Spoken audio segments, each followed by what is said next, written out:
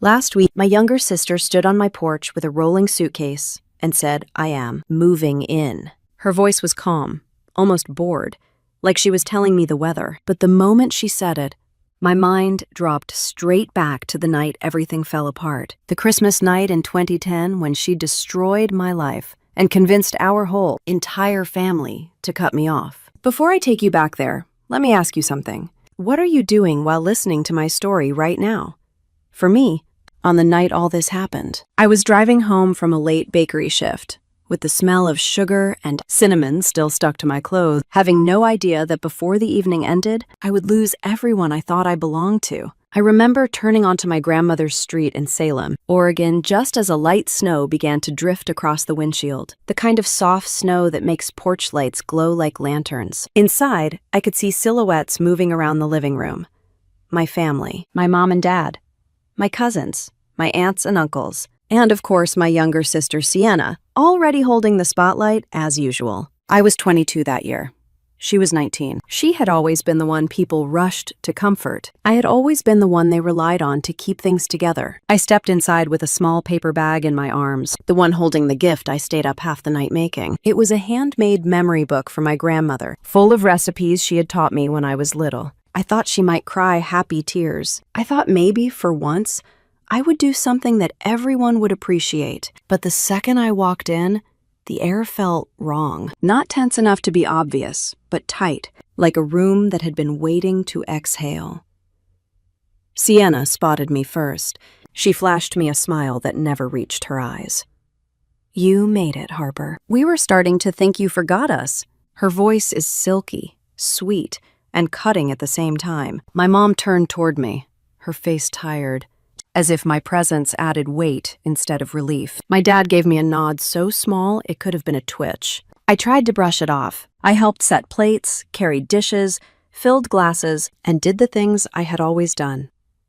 My hands worked from habit. My mind tried to ignore the way Sienna kept whispering to our mom, both of them glancing toward me like something had already been decided before. I walked through the door. When it was time for gifts, everyone gathered in a loose circle around the living room. The tree lights blinked in slow, warm colors. My grandmother smiled at each person with the kind of tired love you only see in people who have lived many winters. I waited until the end to hand her my gift. She touched the wrapping gently, tracing the ribbon with a soft smile. That was the moment Sienna struck. A sharp cry sliced through the room. Sienna stood up so fast her chair scraped the hardwood floor. She held her hands against her chest like she had been physically wounded. "Something is missing," she gasped, her breath broken. "Grandma's envelope, the one with her medical money. It was right here. It was right here an hour ago." The room erupted into noise. My mom jumped up. My dad stiffened. My aunts began to murmur. I felt heat rise in my face even before anyone looked at me. It was like watching a slow inevitability take shape. Sienna sucked in a shaky breath, pointed toward the table near me, then toward herself, then finally toward me again in a trembling arc. I saw her eyes glisten. Perfectly timed tears. Harper was near the table earlier. I did not want to say anything. I tried to trust her, but the envelope is gone. My mouth opened. Nothing came out. It felt like the world tilted under my feet. The room stilled into a frightening silence. My mom stepped toward me with a look that drained the warmth out of my chest. "You always bring chaos into this family. Always." Her voice cracked like a whip. Dad did not speak. He just looked at me with disappointment so heavy it pinned me in place. Aunts shook their heads. Someone whispered. I knew something like this would happen. I tried to speak.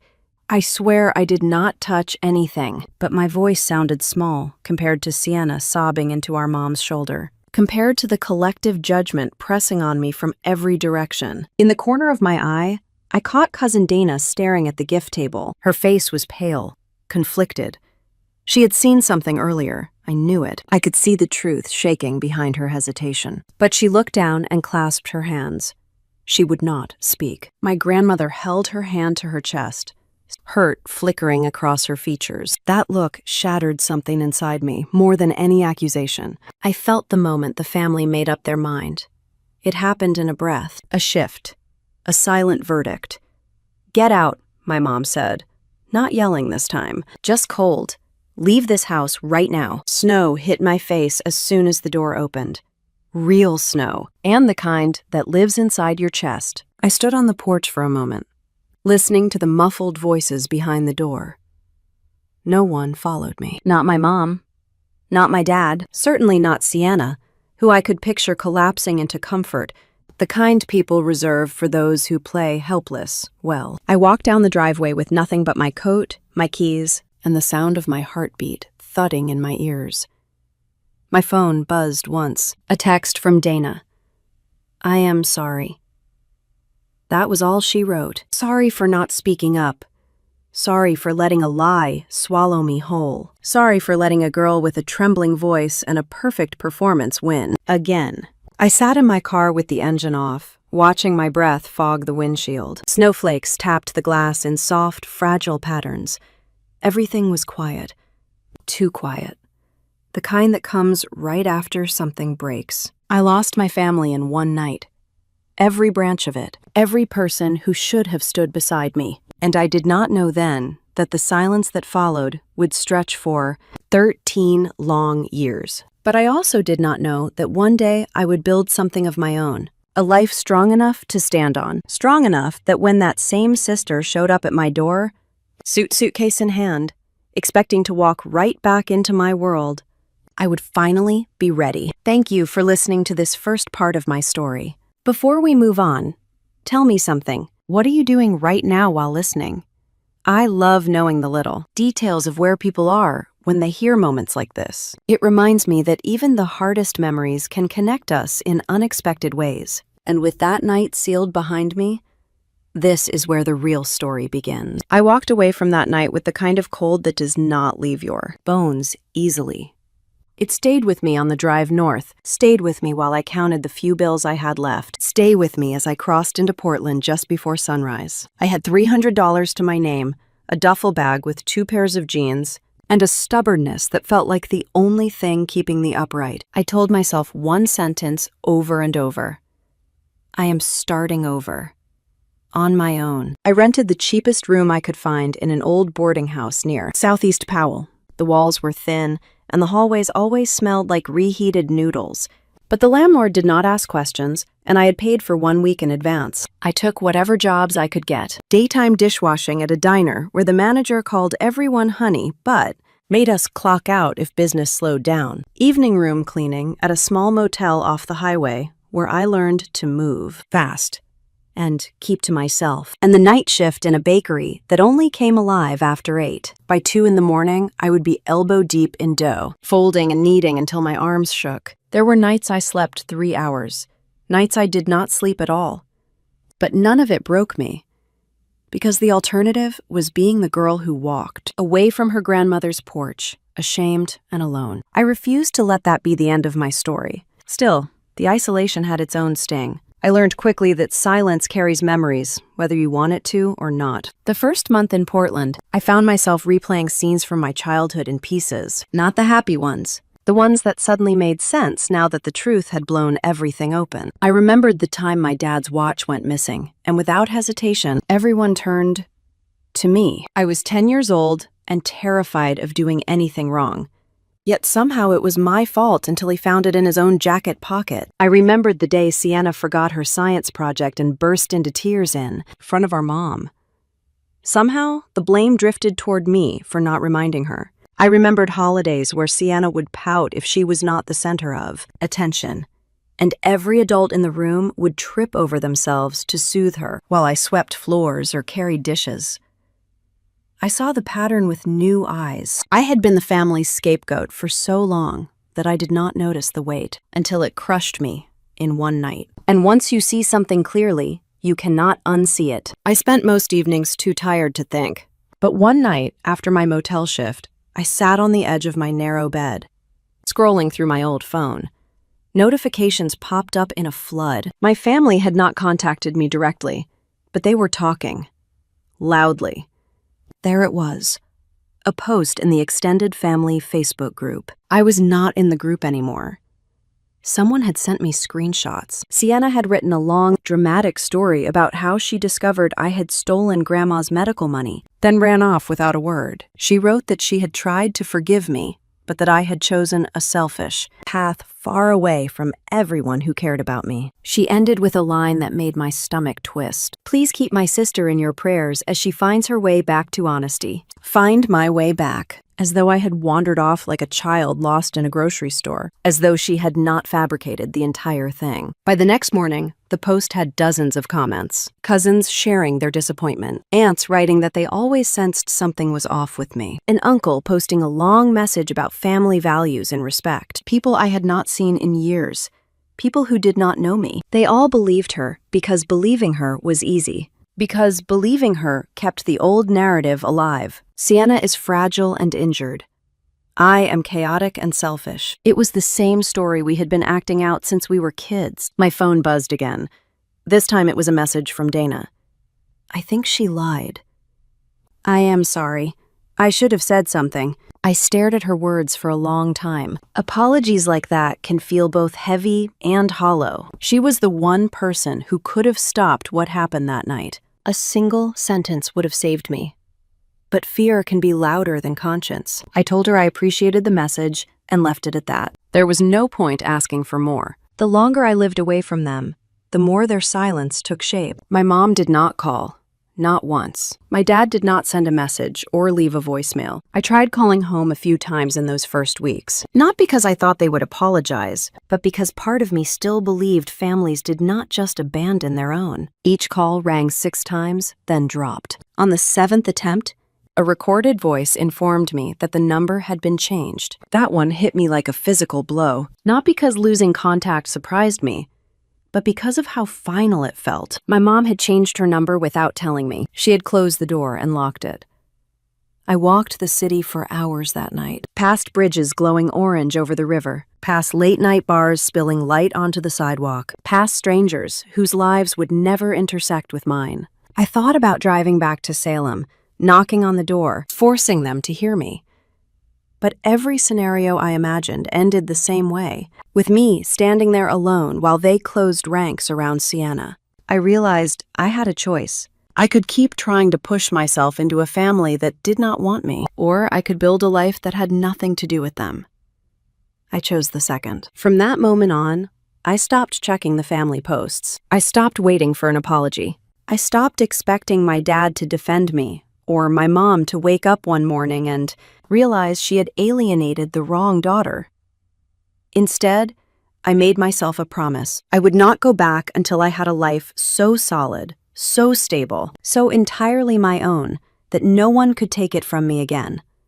Not my sister, not my mom, not anyone. I said those words out loud in my small, drafty room, and they felt like the first honest foundation I had ever laid. Outside, the city lights flickered on as a new storm rolled in. Snowflakes drifted past the window in slow spirals, almost like a reminder of the night everything fell apart. But the feeling inside me was different now. Not broken. Not lost. Just beginning. I told myself I was just beginning, and for a while, those words had to be enough. In early 2012, I picked up an old flyer from the community board at the diner where I washed dishes. Someone had posted an ad for shared access to a small industrial kitchen on the east side of Portland. It was available from 10 at night until 3 in the morning, a time slot no one else wanted. Because the heat shut off after 9, the lights flickered, and the neighborhood emptied out to nothing but the sound of passing trucks. Rent was low, and the owner only cared that you cleaned up after yourself. That was all I needed. The first night, I walked in with 2 grocery bags of ingredients and a notebook of recipes. The kitchen felt both eerie and comforting. The stainless steel counters were cold enough to sting when my hands brushed them.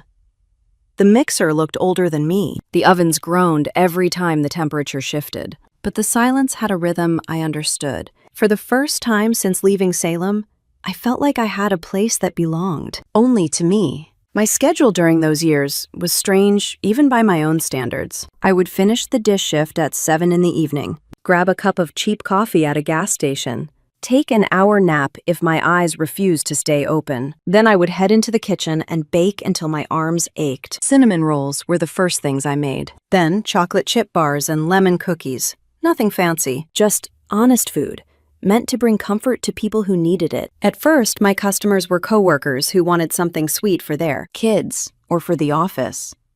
Then friends of coworkers. Then small orders from people who heard I baked through the night. Every time I thought about slowing down, I remembered standing in the cold outside my grandmother's house with nothing but a coat and a broken heart. That memory pushed me harder than caffeine ever could. One night in late spring, a young woman slipped into the kitchen while I was boxing pastries. She held a small resume in her hands and looked nervous enough to faint. She said her name was Zoe, that she was 22, and that she had heard I might need help. I did not remember telling anyone that, but news travels in strange ways. I studied her for a moment. She was thin and pale from working at a convenience store down the street, but her eyes were steady when she said she could work hard and learn fast. Something inside me recognized the look. It was the same one I had worn for months. I told her she could start the next night. Having Zoe changed everything. She worked with a quiet intensity, like she was grateful for every minute she spent in the kitchen. She labeled boxes, mixed dough, cleaned trays, and asked questions that showed she cared about getting things right. She never pried into my past. She never asked why I baked at hours when most people slept. She simply showed up and did the work. Little by little, I stopped feeling like I was doing this alone. Orders increased too. One evening, I received an email from a regional coffee chain called Northwest Brew Company. They were looking for a local baker to supply a few stores with dessert bars for a trial. When I saw their name on the screen, my breath caught. It felt too big, too sudden, too much for someone who had been scraping by on motel rooms and night shifts. But after years of swallowing doubt, something in me finally whispered, "Try." The first order was scheduled for Thursday night, 50 boxes of assorted bars and rolls. It was more than I had ever produced at once. Zoe and I planned it down to the minute. We measured ingredients in advance, prepped trays, and arranged cooling racks in every corner of the room. By 10:30, the kitchen was warm and full of the smell of sugar and vanilla. Everything felt steady until the oven made a sharp metallic crack. I froze. The temperature light flickered and dropped. Then came another crack, like metal bending. My heart slammed in my chest. If that oven died, I would fail this order. Fail the one chance that had felt like the beginning of something real. I tried adjusting the dial. Nothing. I tried checking the pilot light. Nothing. Zoe rushed over, her brow furrowed with worry, but her voice stayed level. "Let me try something." She grabbed a heavy towel and opened the oven door, waving the hot air away before reaching inside to adjust the internal rack that had slipped off its track. The oven hissed, whined, then blinked back to life with a weak but stable glow. I let out a breath so shaky I almost laughed. We worked nonstop until almost 3:30 in the morning, packing warm bars into boxes, sealing labels, wiping edges clean. My back hurt, my feet throbbed, and my hands were covered in flour. But I felt good. Better than good. I felt capable. When we loaded the last box into my car, the sky was beginning to lighten. The delivery had to be at a Northwest Brew Company warehouse by 5 in the morning. I drove across town while Zoe slept curled against the passenger window. The roads were empty except for a few early commuters. When I reached the warehouse, a man with a clipboard stepped out of the side door. He inspected the boxes with a critical expression, then nodded once. He signed the form and said the simplest words, but they meant more to me than, "He knew. Looks good. We will try these today." I drove home just as Portland woke up. Cars filled the streets. People walked dogs or carried cups of coffee. The world felt normal in a way my life had not felt for a long time. I slept through most of the day, exhausted, but proud. I expected to wait days before hearing anything from Northwest Brew Company. Instead, around 9 that night, while I was measuring flour for another batch, my phone buzzed with an incoming call. The number was unfamiliar. I almost ignored it, but something told me to answer. A deep voice introduced himself as Mr. Hallbrook, one of the regional managers. He said the dessert sold out in less than 2 hours. Customers asked if they would be a regular item. Then he asked if I was interested in a long-term arrangement. For a moment, I could not speak. My throat felt tight. I managed to say that I was honored and that I would be ready for whatever volume they needed. He chuckled and said, "We like your confidence. Expect an email soon."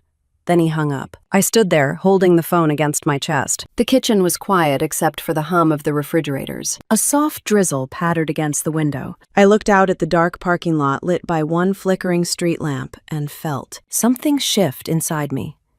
If I kept moving forward, they would never touch me again. That thought rose in me with a clarity that almost scared me. It was not anger, not bitterness, just certainty. I had spent so many years shrinking under the weight of my family's expectations that I had forgotten what it felt like to stand tall. Now, the world felt wide and possible. Z walked in, wiping her hands on her apron, and asked if I was all right. I smiled in a way I had not smiled in years. "We are going to need more trays," I said, "and probably a second mixer." She grinned like she already knew. I went back to measuring flour, my hands steady and sure. An hour later, as I was mixing dough for the next batch, my phone buzzed again. I wiped my hands and checked the screen. There it was, an email from Northwest Brew Company. The subject line, "Are you ready to scale up?" sat on my screen for a long moment before I opened it. That email marked the beginning of a different life, one I had dreamed about quietly for years, without admitting it to anyone. The contract that Northwest Brew Co. offered was more than I had imagined. Regular weekly orders, seasonal specialty items, and the possibility of expanding to multiple stores if sales stayed strong. I signed it with shaking hands, half convinced the universe would snatch it away if I blinked too hard. By early 2016, I moved out of the drafty kitchen on the east side and rented a small space of my own near Division Street. It had 2 ovens, clean counters, and a big front window that faced an alley full of recycling bins. It was not pretty, but it was mine. I painted the walls myself and bought used equipment from a restaurant that had recently closed. Zoe became my unofficial manager before either of us realized it. She organized our schedule, trained new helpers, and rearranged shelving like she had been waiting her whole life to bring order to a kitchen. I hired 2 part-time assistants, both young, both eager to work nights. For the first time, I did not feel like I was fighting the world alone. Orders were steady. Paychecks were enough to cover rent without panic. I could buy groceries without calculating every cent. I could replace a pair of worn shoes before they fell apart. I even allowed myself to dream a little. A storefront someday, a line out the door. A life built on something more than survival. But the truth is that success does not erase old wounds. It only changes their shape. I learned that slowly. One afternoon, between batches, Z watched me stare at the prep counter for too long and asked if I had ever talked to anyone about my past. The question surprised me. I had not told her much, only the broad strokes.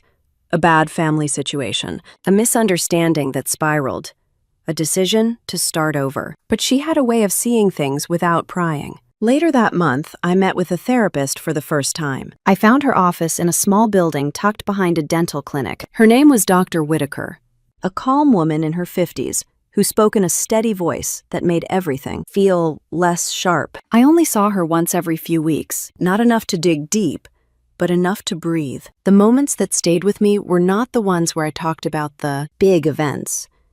It was the quiet flashes of clarity, the realization that I had spent most of my childhood walking on emotional eggshells without knowing it. The understanding that being the one blamed for everything had taught me to expect very little from people. The soft surprise when she said that what I had lived through was not normal, even if it felt familiar. I left each session feeling like someone had quietly opened a window in a room I did not know was stuffy.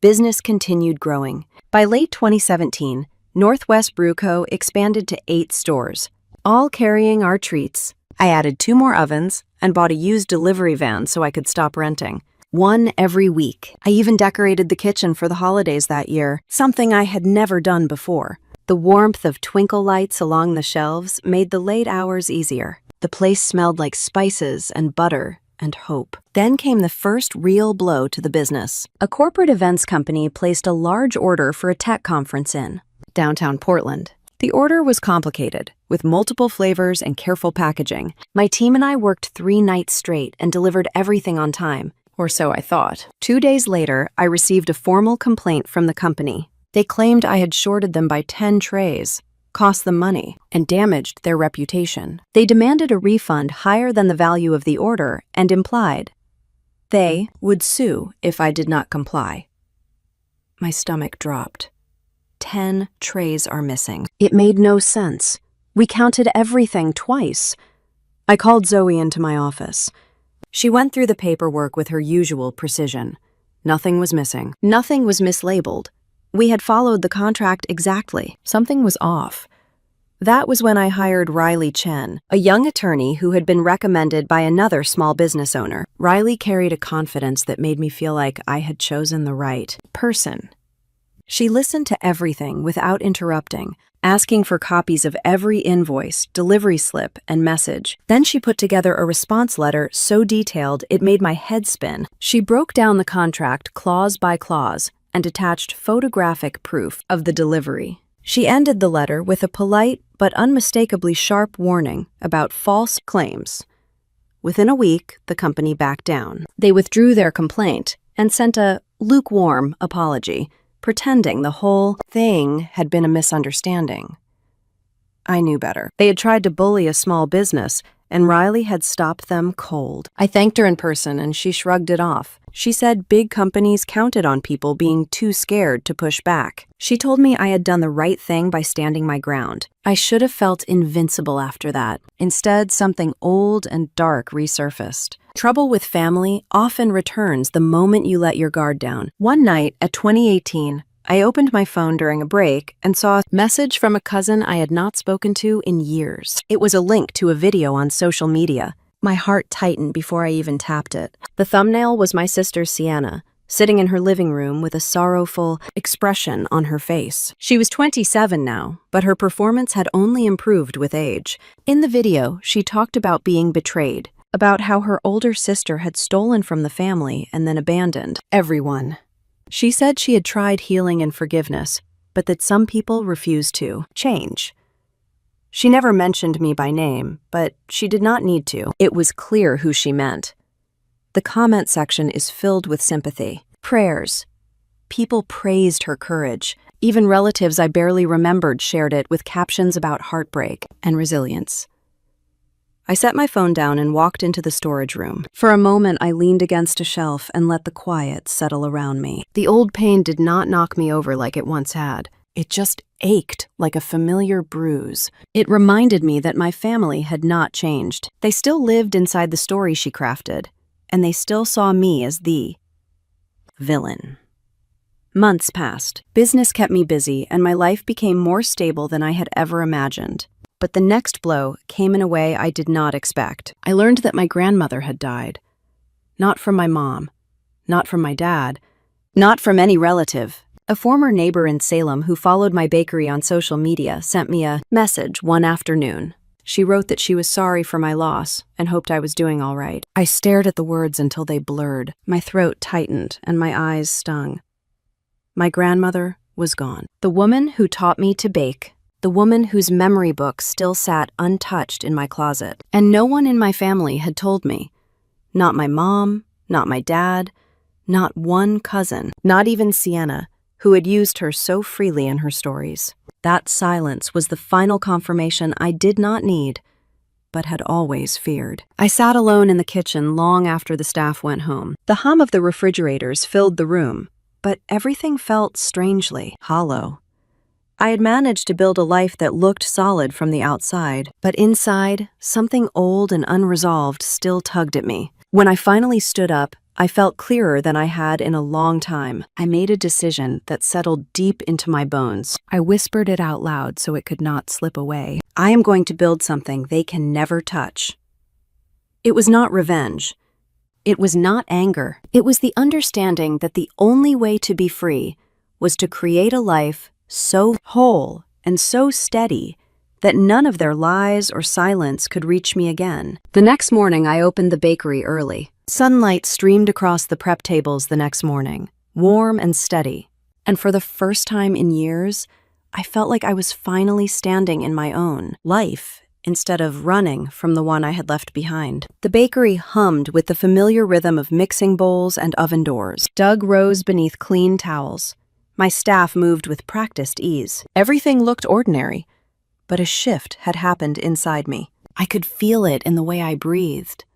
Lighter, firmer, settled. That sense of clarity lasted through the next few years, even as life layered itself with new challenges. From 2021 to 2023, the bakery grew faster than I expected. Northwest Brew Co. expanded again, and my orders followed.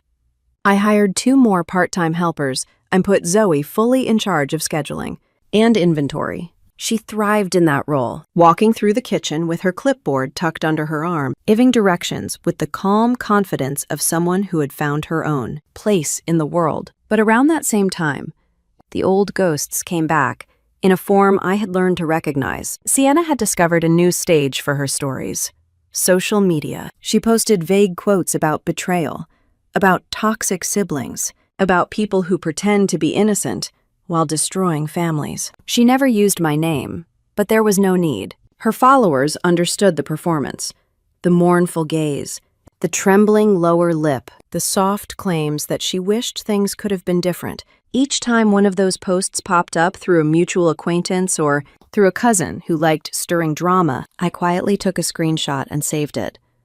I never wrote back. I never defended myself. I had learned long ago that responding only fed the fire. Silence was my shield now. Still, those posts had a way of finding me on the worst days. On nights when I stayed late finishing orders. On mornings when I thought I was finally free of her. They slipped into my life like small barbs.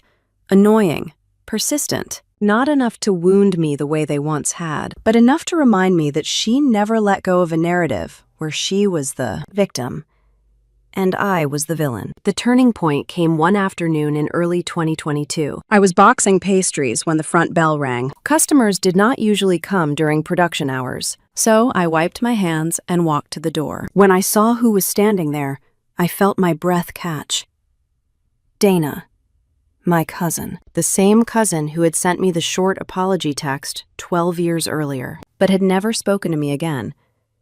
She looked older now, her hair pulled back, her eyes tired in a way that suggested life had not been easy. She held a paper cup of coffee like a lifeline, and when she saw me, her face softened with guilt. I recognized instantly. She asked if we could talk somewhere quiet. I brought her into the small office behind the kitchen. She sat down, clasping her hands so tightly her knuckles turned white. For a moment she seemed unable to breathe, let alone speak. Then her eyes filled with tears. "I need to tell you something," she whispered. And I should have said it years ago. I waited. She looked down, gathered herself, and finally spoke the truth that had been buried since the night everything fell apart. Back in 2010, Sienna had been dating a man named Tommy Pierce, older than her, flashy, unreliable. She owed him money she did not want our parents to know about. He had been pushing her to pay him back quickly. Dana saw them arguing in the driveway a few days before Christmas. She heard him threaten to tell everyone she was irresponsible. She heard Sienna promise she would come up with the cash. When Grandma's envelope went missing, Dana had seen Sienna standing by the gift table earlier. She saw her slip something into her coat before walking to the bathroom. She wanted to say something. She knew it was wrong.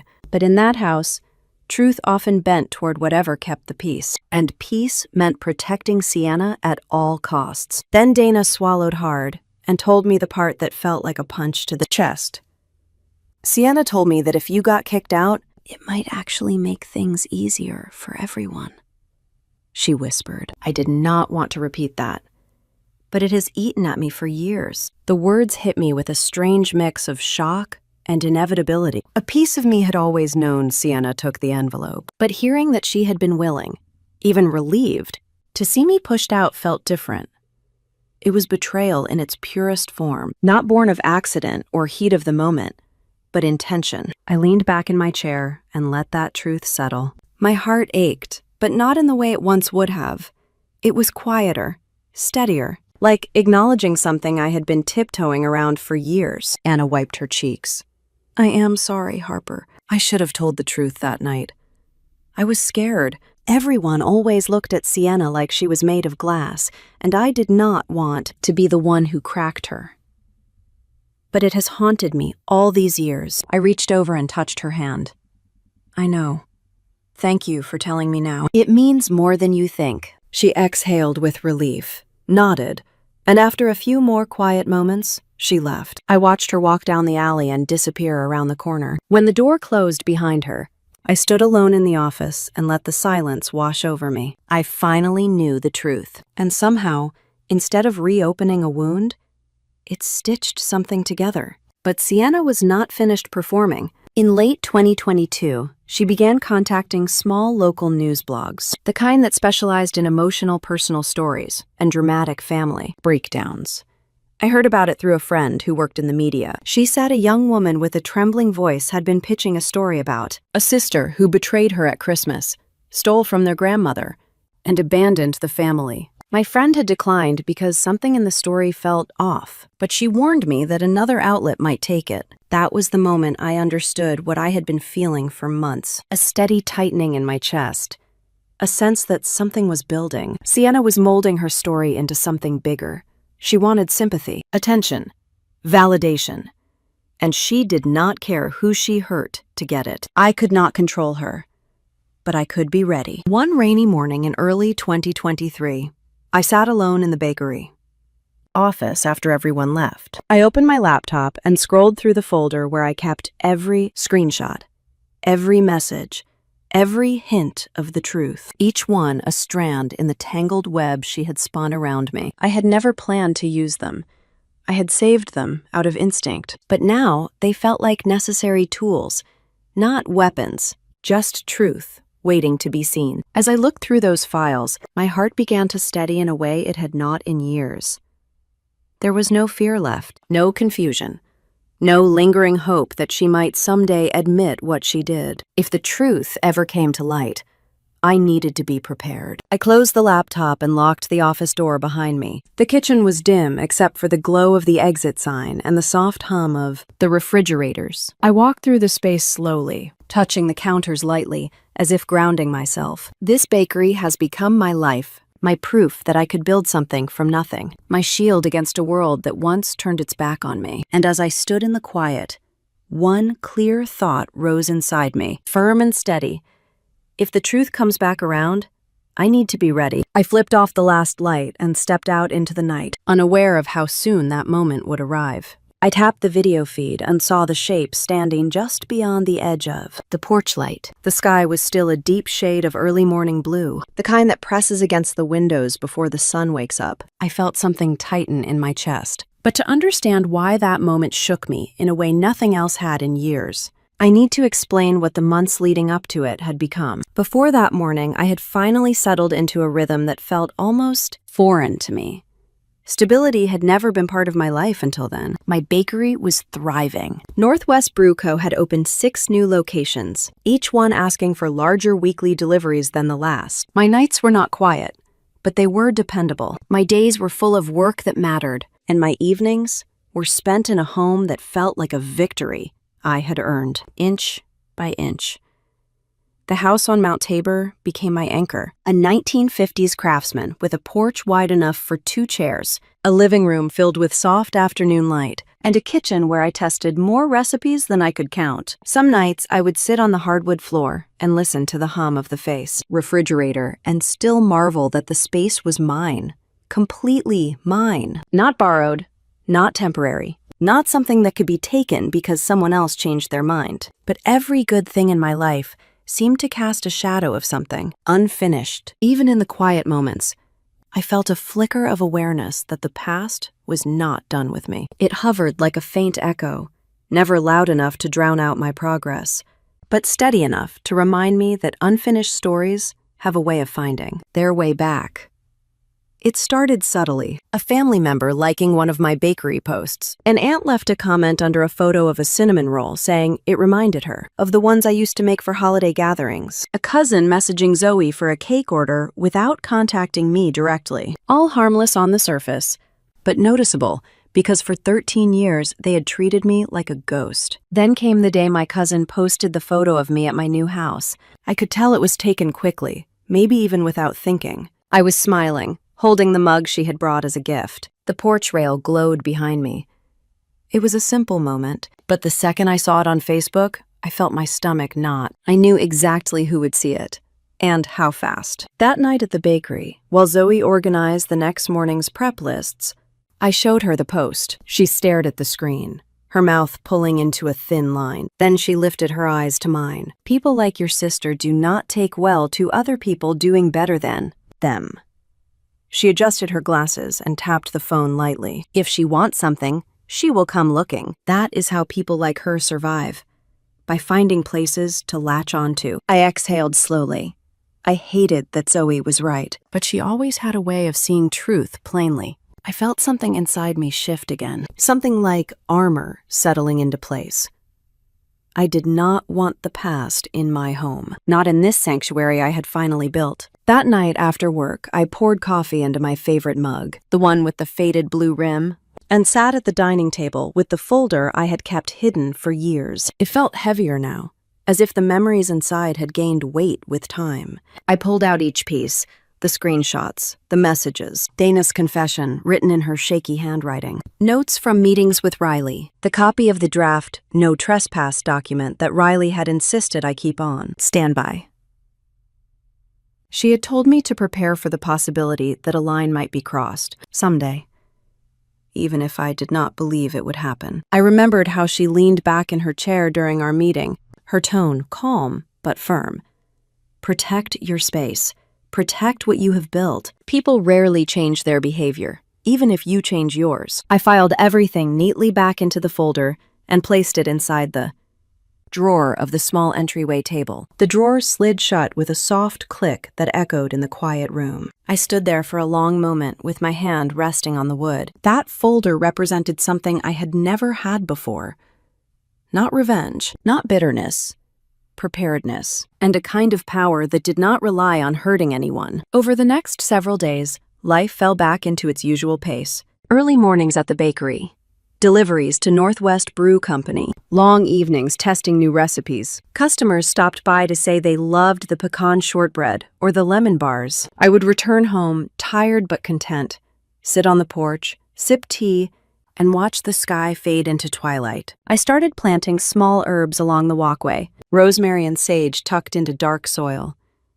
I repainted the mailbox, small things that made the house feel like it was welcoming me, rather than just holding me. For the first time in more than a decade, I slept through the night without waking to the old panic that someone might blame me for something I had not done. Then, one Saturday afternoon, while I was pruning the rosemary, my phone buzzed. It was the cousin who had posted the photo. She had sent me a screenshot of a private message from Sienna. It said, "Tell me where Harper lives. I need to speak to her." Below the text was a second message after my cousin refused. "I will find out anyway. People always tell me things." My cousin wrote beneath her screenshot that I did not answer her. "Just wanted you to know." I stared at the screen for a long time before setting the phone down. My fingers trembled just slightly. Not from fear, from recognition. The shadow I had sensed for months was no longer a shadow. It was moving. That night, while cleaning the bakery, Z found me standing still near the ovens. She asked what was wrong. When I told her, she took a deep breath and nodded. "Then be ready and keep boundaries tight. People who build their lives on stories need new chapters, and you are the only one she has left to write about." Her words stayed with me the rest of the night. They followed me home. They sat with me in the quiet kitchen while I drank warm tea.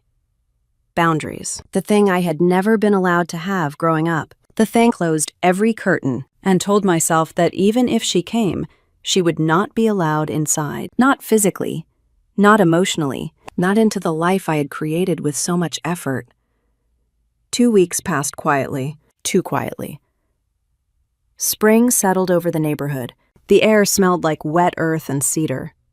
I planted tulips along the walkway. I drove to the bakery before sunrise, headlights cutting through the dim morning. I worked, baked, cleaned, and laughed with my staff, but this morning, the camera alert appeared like any other. I had gone to bed after midnight, exhausted from a long week of large orders. I was in that foggy space between dreaming and waking when my phone buzzed on. The nightstand.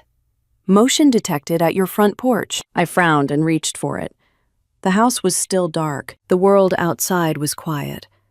I tapped the notification. The camera feed opened slowly. At first, all I saw was a faint outline, a figure standing at the edge of the porch. Still.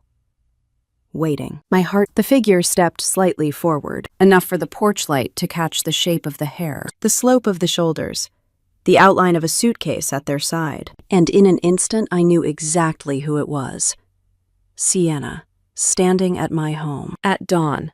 After 14 years of silence and lies and distance, after years of telling anyone who would listen that I had ruined her life, after spreading stories to every corner of our extended family, after everything, she was here. My breath went thin. The room felt too small. The air is still. I sat up slowly, careful not to make a sound even though she could not hear me. Something inside me softened and hardened at the same time, a strange blend of disbelief and inevitability. I kept watching the screen. Her posture was confident, entitled, as if she had simply decided that she belonged here. Beside her feet sat a rolling suitcase, the same kind people bring when they plan to stay. She shifted her weight and looked directly into the camera, her expression unreadable but unmistakably familiar. The look she wore before every performance. The look she used when she needed something from someone and expected them to give it to her. A slow, chilling understanding passed through me. She had not come to talk. She had come to move into my house, my sanctuary, my home, the one thing I had built completely outside her reach. I stared at the screen, unable to look away.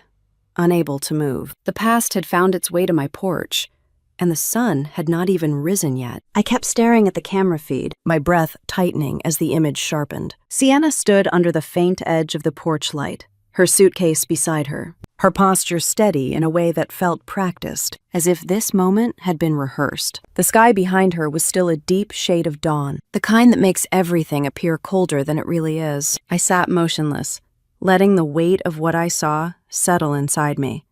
Then she shifted slightly and turned her head. That was when I noticed something else. Another figure stepping into view. My mom, Marjorie, standing a few feet behind her, wrapped in a long coat, her arms crossed as if impatient with the weather, or impatient with the world in general.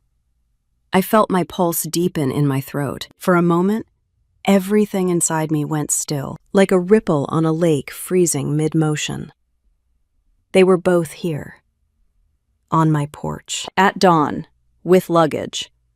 The meaning was not subtle. I rose from the bed slowly, every movement deliberate. I walked through the quiet house, each step steady on the hardwood. When I reached the entryway, I paused in front of the small table, opened the drawer, and placed my hand on the folder inside. The one I had prepared for years without knowing exactly when I would need it. The one that held every truth they had buried, and every lie they had built a story on. I took the folder with me as I unlocked the door. The morning air rushed in, sharp and cold, carrying the faint smell of pine from the trees. I stepped onto the porch and closed the door behind me. There was a moment where none of us spoke. The silence stretched out like a long shadow. Sienna finally broke it. She stepped forward, chin lifted, her expression calm in a way that felt unnerving, almost serene. She said she was moving in. The words came out smooth, confident, like the conclusion of a sentence she had been reciting repeatedly to herself. She did not ask. She announced, as if she had the right, as if the past 14 years were a misunderstanding I was responsible for cleaning up. I felt something shift inside me. Don't panic. Not confusion, a clarity that had taken years to build. I did not stumble or freeze. I simply adjusted my stance, letting myself take in the scene with a steadiness I had earned. My mom moved closer, rubbing her hands together as if trying to warm them. She avoided my eyes at first. Then she spoke with that tone she often used when she believed she was being patient. She said they were only here because the family needed to heal, and because I was in the best position to help Sienna right now. Help. That word carried the same shape it always had. a demand dressed as a request. I did not open the door wider. Instead, I lifted the folder and held it against my chest. Sienna gave me a small, irritated smile, the kind she used when she expected someone to fall in line. She said that after everything I owed the family, it was the least I could do. And then she reached for her suitcase, as if preparing to drag it past me. That was the moment I opened the folder. I did not speak loudly. I did not rush. I simply unfolded the pages one by one and held them where they could see. Old screenshots, chronological notes, messages she had sent to relatives twisting the truth, a written statement from Dana describing exactly what she had seen in 2010. The confirmation that the envelope had been taken by Sienna to repay a debt to Tommy Pierce. The note where Dana described hearing Sienna say that if I was kicked out, things would be easier for everyone. My mom blinked as she read the words. For a moment, her face softened with something like recognition, but it vanished as quickly as it came. She pulled her coat tighter around herself and glanced at Sienna as if waiting for a cue. I reached into the folder again. This time, I pulled out the draft that Riley had helped me prepare. A no trespass notice, fully formatted, ready to file the moment I needed to. I held it up between us. Sienna's face changed. There was a flicker of uncertainty so briefly anyone else might have missed it. But I knew her well. I saw that shift. I watched her try to swallow it down and pull her expression back into one of confidence. She told me I was being dramatic. That family fight, that I needed to get over the past. She said that all she wanted was a place to stay while she figured things out, and that as her older sister, I should welcome her. It was almost impressive, the way she could pivot blame like adjusting a picture frame. My mom stepped in closer then. She said something about loyalty, about blood, about how they were trying to rebuild connections. She added that I seemed to be doing well financially, and that a little generosity would not hurt me. Generosity. They had not spoken to me for 14 years. They had cut me off, believed lies, spread lies, and now marched to my porch as if that history was supposed to dissolve under the weight of their expectation. I took a breath and let it out slowly. Then I told them both the truth. Not loudly, not harshly, just clearly. I said I did not owe anyone anything except myself. I said the house behind me was a place I had built from the ground up without a single moment of support from them. I said their lies had cost me a family, a sense of belonging, and years of peace. And I said I was no longer willing to open my life to people who had shown me, repeatedly, that they valued control more than truth. Sienna stepped forward again, her voice rising. She said something sharp about how I should be grateful she even came to me, that she was giving me a chance to do the right thing. I lifted my hand slightly, signaling her to stop. Then I said one more thing, a line that came from a place inside me I did not know had grown so strong. I said she no longer had any place in my story unless I allowed it, and I was choosing not to allow it. She blinked, thrown by the calm in my voice. That was the moment Officer Delgado walked up the driveway. I had called him earlier, minutes before opening the front door. I had not known what would unfold, but I knew enough about patterns in history to recognize when a situation might escalate.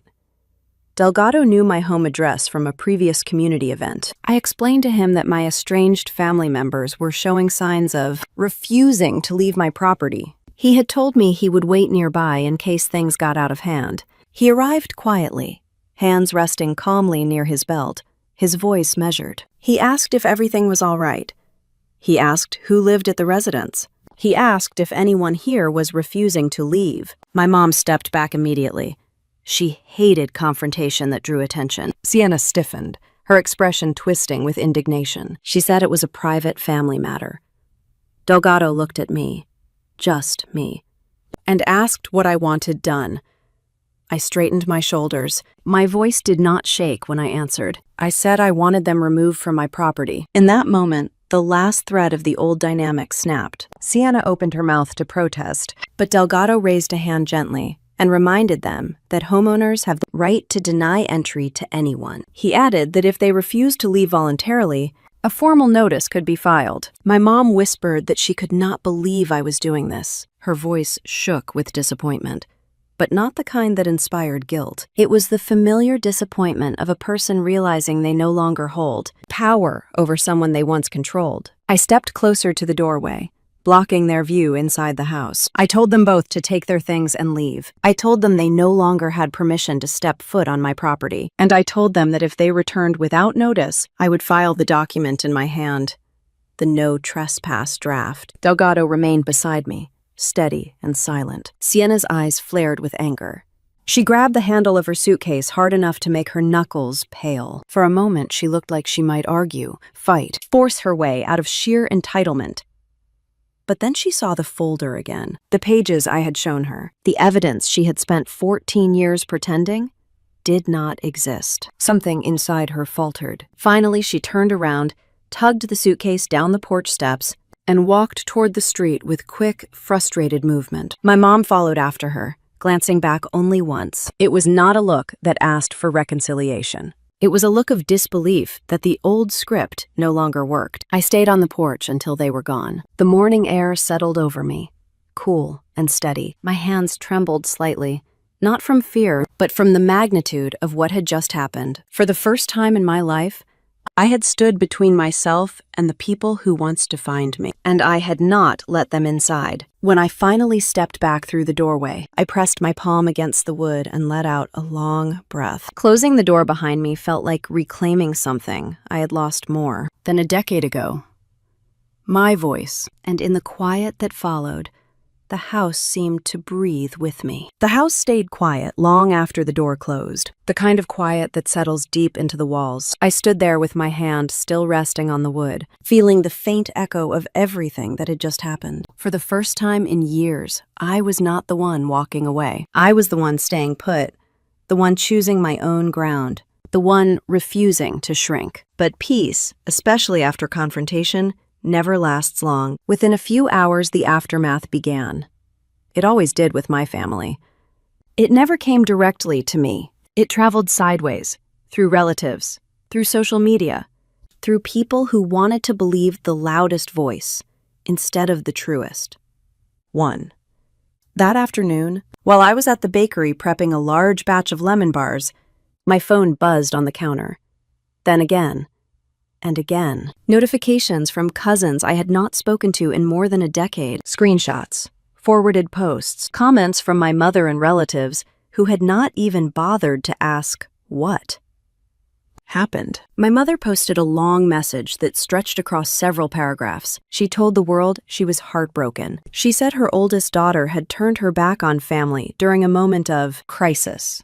She said she had tried to rebuild the connection, but had been rejected at the doorstep by a daughter who had been poisoned by resentment. She said I had changed so much she barely recognized me, and that she prayed for the strength to forgive me someday.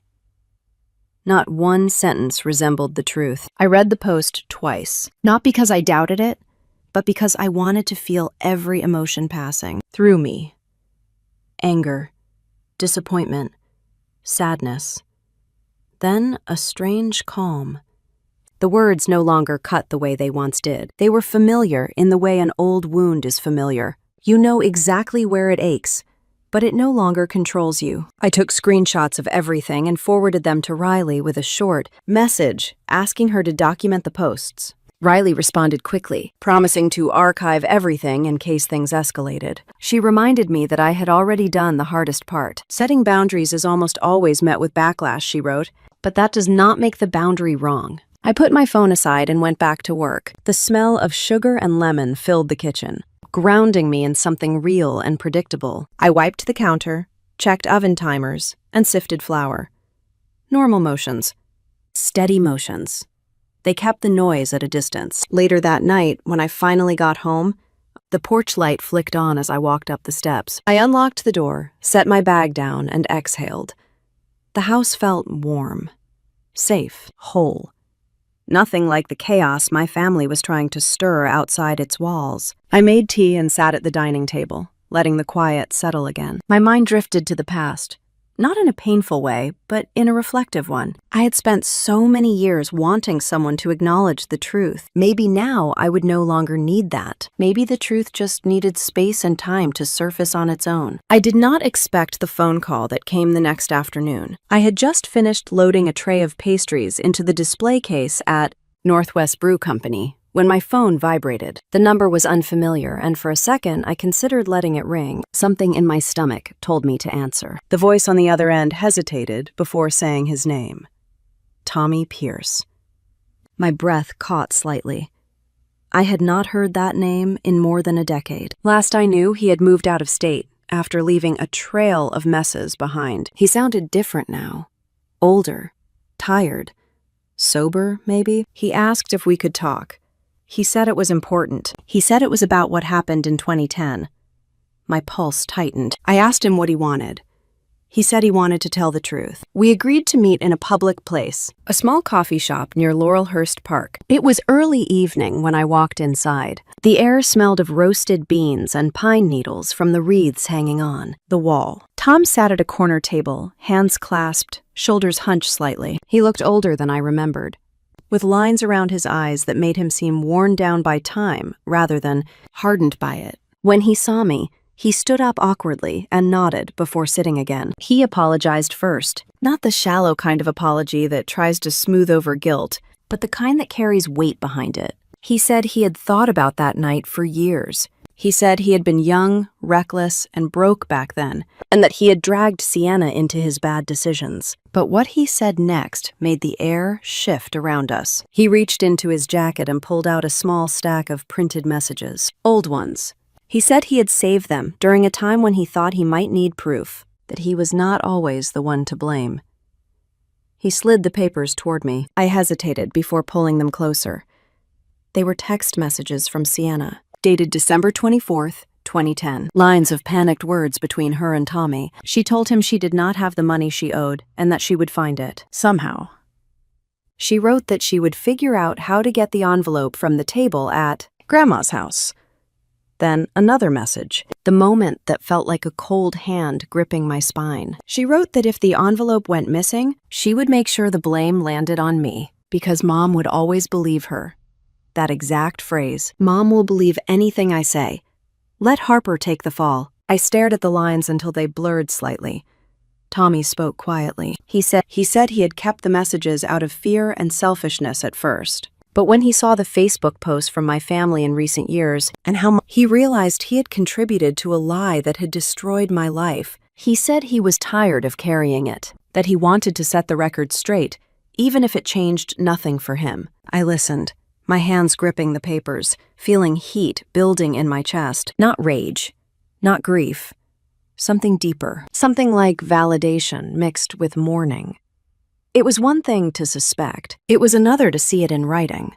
Proof carved into the past like a scar. I asked him why he came here. He said he had seen the recent post from my mother, the one accusing me of turning my back on my family. He said that when he read it, something inside him snapped. He said he could not let the lie keep living without trying to correct it. When the meeting ended, he wished me well and walked out quietly. I sat there for several minutes, staring at the messages, letting the weight of them sink into my bones. 14 years of lies pressed into a handful of printed lines. When I finally left the coffee shop, dusk had settled over the park. The trees created long silhouettes against the fading light. I walked slowly to my car, breathing in the cool air. Every step felt heavier and steadier at the same time. At home, I laid the new papers on my dining table beside the folder. I could feel the truth gathering its own momentum. The lies my sister had built were beginning to crack, not because I chased justice, but because truth has a way of finding its own light. I opened the folder, flipping through the pages that held 14 years of silence and resilience. The messages from Tommy fit perfectly into the timeline. They were not dramatic, they were not emotional. They were simply evidence. And evidence is powerful. I sat down for a long time, staring at everything I had collected. The screenshots, the statements, the no trespass draft, the messages from 2010. For the first time, I felt something shift inside me again, a readiness, a resolve that came from knowing I no longer had to carry speculation. I had proof. I had clarity. and I had a choice. I closed the folder slowly. The house was quiet, but this time, the quiet was not the kind that followed loss. It was the quiet that comes before action, the kind that gathers strength, the kind that hints at the moment when the truth finally steps forward. It was time. I closed the folder slowly, feeling the weight of 14 years settle into something sharper and clearer than it had ever been. The house was quiet, but inside me there was a hum, a steady current that felt like resolve. I knew what needed to be done. Not for revenge, not for closure from anyone else, but because I was finally ready to let the truth stand without fear of how it would land. I went into the kitchen, made a cup of coffee, and sat at the table with my laptop. The glow from the screen lit the edges of the papers spread in front of me. Screenshots, statements, dates, messages from 2010, the no trespass draft, everything lined up like a map showing the exact shape of my past. I opened a blank email. The cursor blinked at me, waiting. For a long moment, I stared at the empty space. Then, I began to write. I kept my voice steady, clear, unemotional. No accusations, no dramatic language, just facts. I laid out exactly what happened 14 years earlier. The envelope, the lie, the fallout, the years of silence, the online attacks, the messages from Tommy, Dana's statement, my mother's refusal to hear anything outside the version that soothed her. I wrote that I was not asking for forgiveness or reconciliation. I wrote that I was not trying to shame anyone. I wrote that the truth had a right to exist, even if it came late. I attached the folder. Then I went through my contact list and selected the names: aunts, uncles, cousins, family friends. People who had watched the lie ripple outward for more than a decade. People who had whispered or speculated or distanced themselves. People who had believed Sienna without question. I hit send. The moment the whoosh of the email left my laptop, something inside me loosened. Not relief, not victory, but a quiet kind of freedom. I had always carried the truth alone. Now it was out in the world, where it belonged. I closed the laptop and stepped onto the porch. The air was cool and smelled faintly of the cedar trees along the side yard. I breathed in slowly and let the feelings settle in my chest. The responses began within an hour. At first, they came in clusters. A few relatives wrote back with short messages. They said they were shocked. They said they never knew. They said they believed me and were sorry they did not reach out sooner. Some said they remembered small moments that suddenly made sense. Then came silence from others. Long, telling silence. Aunts who had always adored Sienna left the email unread. Cousins who had publicly supported her online said nothing. The silence did not sting. It only confirmed what I had learned long ago. People believe what makes them comfortable, not what makes them accountable. By evening, messages trickled in with more substance. One of my uncles apologized for cutting me out of family events. He said he wished he had asked questions. Another relative said she had always wondered why the story around the envelope kept changing. She wrote that the way it was handled had never sat right with her. Then there were the ones who admitted they had known Sienna had a history of lying, but did not want to get involved. Those messages did not anger me. They simply clarified the landscape of my old family dynamic. Late that night, my phone rang. The screen showed my dad's name. I froze. For 14 years, we had not exchanged a single word. Not a voicemail, not a birthday message, nothing. He had vanished the moment my mother decided her version of the story was the truth. He had watched from the sidelines, silent and complicit. I let the phone ring twice before answering. When I said hello, there was a pause. Then he breathed out my name the way someone says a word they are not sure. They have the right to speak. He said he got my email. His voice was thinner than I remembered, slightly raspy, as if age and regret had carved themselves into his lungs. He said he spent the afternoon reading through everything. He said he felt ashamed. I did not respond. I waited. He said he had always suspected Sienna was lying that night. He said there were things he noticed that did not add up. Her story changed. Her behavior changed. But he said he did not speak up because my mother was already fragile, and she would not have tolerated anyone questioning Sienna. He said he was sorry.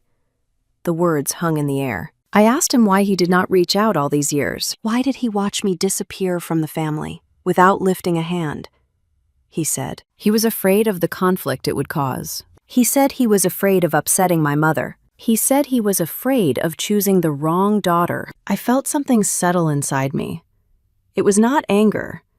It was not sadness. It was recognition. The same pattern that had followed me since childhood. Silence used as an escape route. Avoidance dressed as keeping the peace. I told him the truth.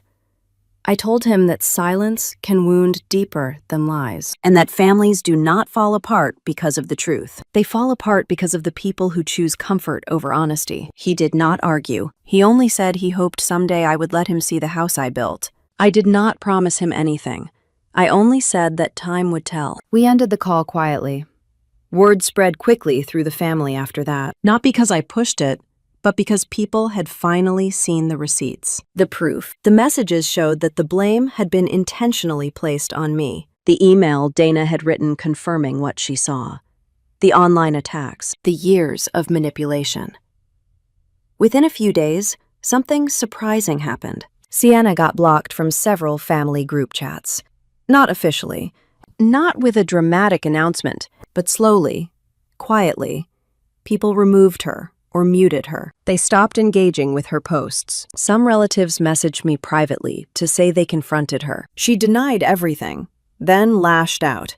The conversations ended badly. One cousin told me Sienna lost her part-time job at a small retail store because the manager found her online videos ranting about being victimized by her family. Customers had complained. The store wanted no part in personal drama spilling into their brand. She tried to post new videos defending herself. They gained no traction, no supportive comments, no sympathy, just silence and fatigue. For the first time, the lie she had built began collapsing under its own weight. One evening, after finishing a long shift, I came home and set the new stack of printed messages from Tommy inside the folder. The evidence now filled nearly every page. 14 years of truth, finally gathered in one place. I sat at the dining table and traced the edges of the folder with my fingers. Not to revisit the past, but to acknowledge it. This was the history I had survived. The proof of who they really were. The proof of who I had become in the aftermath. Then I opened a fresh notebook. On the first page, I began writing the words I planned to say to Sienna the next time she tried to confront me. Not an apology, not an attempt at reconciliation. A boundary, a full sentence, a clear ending, a line drawn firmly between her past power and my present peace. I wrote slowly, deliberately, letting the words arrange themselves in a way that felt final. I wrote until my hand cramped slightly. When I finished, I closed the notebook and placed it beside the folder. The house was quiet again, but this time the quiet did not feel like an aftermath. It felt like preparation, because the truth was out now. And whatever came next, I would no longer be caught unprepared. I read over the sentence I had written in the notebook, the one meant for Sienna, and closed the cover quietly. There was no tremor in my hands, no heaviness in my chest, only a steady calm that felt like the final step of a long road. I knew our last conversation was coming. Not for reconciliation, not for reopening anything. It was simply time to end the story in my own voice. The moment came 2 weeks later. Sienna reached out through a short email. No apologies, no explanations, just a request to meet. She wrote that she wanted to speak in person and that she needed to tell me her side. I read the message twice and felt nothing stir inside me. No anger, no hope, no fear, just an understanding that this was the moment I had been preparing for. I agreed to meet her at a small cafe in Southeast Portland, the kind of quiet place where people mostly mind their own business. I told Riley where I would be. Without asking for details, she said she would sit a few tables away, only to make sure nothing escalated, she said. I thanked her. I did not need protection, but it felt good to know someone had my back. When I walked into the cafe the next morning, the smell of pastries and dark roast coffee wrapped around me like a warm blanket. I saw Sienna seated by the window. Her shoulders were hunched, her eyes restless, her foot tapping against the leg of her chair. She looked smaller somehow, older in a way that had nothing to do with age. I moved toward the table. As I passed the row of booths, I spotted Riley sitting with a newspaper, pretending to read while keeping an eye on us. I nodded slightly. Then I sat across from my sister. She looked at me, searching my face for something. Weakness, maybe, or nostalgia. But she found neither. She started speaking before I even settled in my seat. Her voice trembled slightly, and she kept twisting the ring on her finger. She said she was sorry, but the words came out in a way that felt rehearsed, like she was checking off a box she knew she had to address. Then she shifted quickly into excuses. She said she had been young, stressed, overwhelmed. She said no one understood the pressure she faced. She said she did not know how to tell Mom the truth back then. She said everyone expected her to be perfect. She never said she lied. She never said she stole. She never said she used me as a shield to protect herself. Her sentences circled around the heart of the matter without ever touching it. Each explanation was a loop designed to avoid accountability. I listened quietly. At one point, her voice cracked and she wiped at her eyes. She whispered that she felt attacked by the family now, that people blamed her unfairly, that she had lost her job because of everything, that she felt isolated. I folded my hands on the table. I did not try to comfort her. When she paused, waiting for me to fill the silence the way I once did, I finally spoke. I told her I accepted her words, but not her narrative. I told her that apology without ownership is not restoration. It is manipulation. I told her I had carried the consequences of her choices for 14 years, and I had done so alone. I told her the truth did not ruin her life. Her choices did. She opened her mouth to argue, but I continued speaking, gently but firmly. I told her I no longer hated her. I no longer needed anything from her, but I no longer had room in my life for the version of her that refused to choose honesty. Then I reached into my bag and took out the document Riley had finished preparing. A no-contact agreement. I set it in front of her. Her eyes widened. She whispered that she thought we were here to fix things. She said this was cruel. She said I was throwing away the chance to rebuild a relationship. I told her I was not throwing anything away. I was protecting what I built, and I told her she had forfeited any claim to my life the night she let me walk out into the snow with no family and no truth to defend myself. Then I signed my name. She stared at the paper as if it were a door closing in her face. Maybe it was. She put a hand to her mouth and choked back a sound that was half sob, half frustration.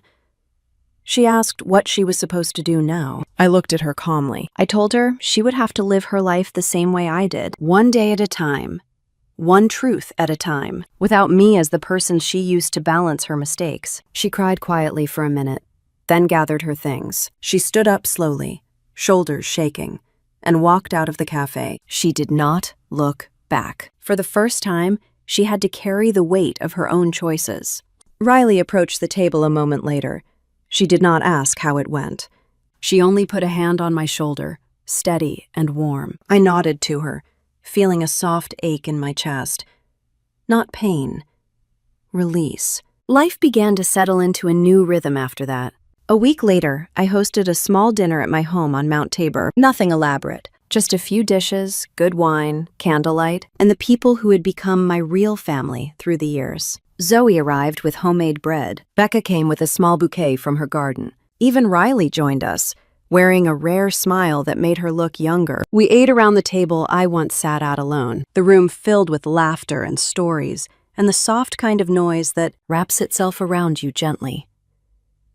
Becca gave me a long hug when she arrived. She said I had survived more than most people ever would, and that now I was. Finally living, not just surviving.